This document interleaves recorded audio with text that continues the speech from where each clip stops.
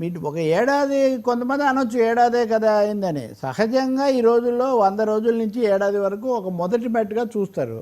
ఈ ఏడాదిలో ఇన్ని కోణాల్లో చేసినప్పుడు ఏమవుతుంది, ప్రతిదానికి గతంలో విధ్వంసం జరిగింది అని చెప్తే దాని మీద సంతృప్తి చెందే పరిస్థితి కనిపించట్లేదు.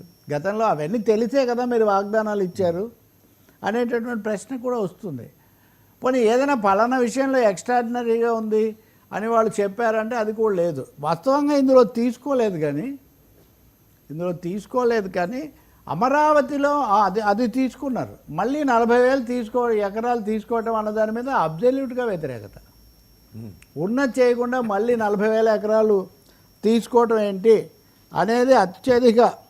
ఓవరాల్గా చూస్తే వర్మ, ప్రస్తుతం ఆంధ్రప్రదేశ్ ప్రభుత్వం పరిపాలన ఎలా ఉంది అంటే చాలా బాగుంది అన్నవాళ్ళు 4%, బాగుంది అన్నవాళ్ళు 30%, బాగోలేదు అన్నవాళ్ళు 41%, పర్వాలేదు అన్నవాళ్ళు 4%. అంటే ఇప్పుడు ఓవరాల్గా మీరు లెక్కేసుకుంటే బాగోలేదు అన్నవాళ్ళు ఈ 41% మనం తీసుకుంటే 41-30 మంది బాగుంది అని స్ట్రైట్గా చెప్తుంటే 41% స్ట్రైట్గా బాగాలేదని చెప్తున్నారు.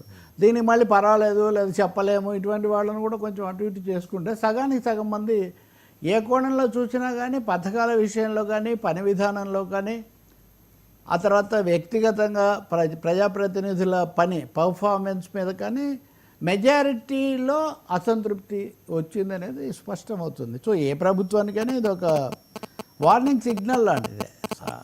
అయితే వెంటనే కొంతమంది బయలుదేరి దీన్ని మేము నమ్మకుండా ఉండే హక్కు పూర్తిగా ఉంది. నమ్మండి, ఇదేం భగవద్గీత అని ఎవరు చెప్పరు. కానీ సంకేతాలు అయితే స్పష్టంగా ప్రతికూలంగా ఉన్నాయి.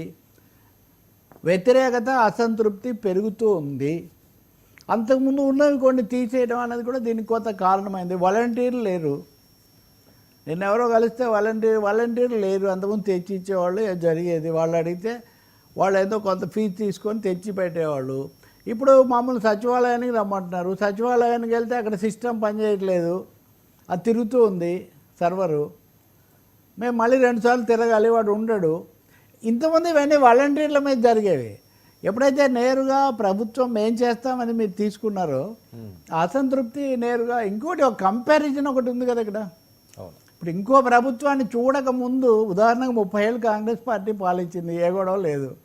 ఆ తర్వాత కదా ప్రతిపక్షాలు కేంద్రంలో రాష్ట్రాల్లో వచ్చినవి. అందుకని ఇప్పుడు ప్రతి దశలో అప్పుడు ఇప్పుడు అనే ఒక కంపారిజన్ చాలా స్పష్టంగా వచ్చేసింది. ఈ మొత్తంలో చూస్తే ఇంకొకటేమో స్వయంగా ముఖ్యమంత్రి గారు 1-2 సార్లు ప్రతి సభలో కూడా ఆయన తన పార్టీ వాళ్ళని హెచ్చరించినవన్నీ బహిరంగంగా కూడా రావటం వల్ల కూడా మరి ఆయనే చెప్తుంటే మాకేంటి, కార్యకర్తల అసంతృప్తి, పదవుల అసంతృప్తి పక్కన పెట్టండి. ఇవి అచ్చంగా ప్రజలు వాళ్ళకి సంబంధించిన అంశాలు ఇవి. ఈ అంశం మంచి జోష్ కదా, పొద్దున్నుంచి వాళ్ళు అందరికీ దీన్ని బాగా ఇది చేస్తున్నట్టున్నారు సహజంగా. అందులో ఐఐటియన్స్ అంటే ఐఐటి అంటే మన దేశంలో కొంచెం ప్రెస్టీజియస్గా చూస్తారు కదా. పైగా వాళ్ళు ఆ వివరాలన్నీ కూడా ఇచ్చారు, ఎలా చేశాము ఏంటి అని.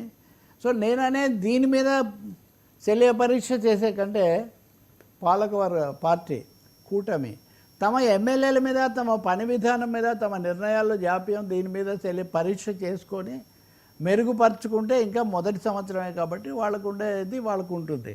అలా కాకుండా ఇక మాట్లాడిన వాళ్ళ మీద లేదా సర్వే చేసిన వాళ్ళ మీద, ఈ వివరాలు ఇచ్చిన వాళ్ళ మీద విరుచుకు పడిపోయి ఇది కూడా ఏదో అనేది అంటే అది బెడిచి కొడుతుంది ఇంకా కొంచెం. అది ఇంకా మరింత అసంతృప్తిని తెచ్చి పెడుతుంది. సూపర్ 6 అనేది కూడా వెంటనే అమలు జరపకపోవటం పెద్ద మైనస్ పాయింట్ అయిందండి. అది అందులో ఇంకేమీ సందేహం లేదు. అలాగే నిరుద్యోగులకు సంబంధించినది కూడా వెంటనే చేయకపోవటము. As I was telling you, ఈ 40,000 ఎకరాలు అనేది ఇంకా చివరి అది పెద్ద దెబ్బ అయిపోయి, ఎందుకు ఉన్నదే ఇవ్వలేదు మీరు ఎందుకు, రకరకాల లెక్కలు రకరకాల వాదనలు ఇక్కడ ముందుకు వస్తున్నాయి. ఇవి పాజిటివ్ ఏమి రావట్లేదు కదా, అది ఇక్కడ పెద్ద ప్రశ్న. సరే, జనసేనకి ఇంటా బయట సెగ అసలు వ్యూహం. That's what I say. అదే జనసేనకు సంబంధించి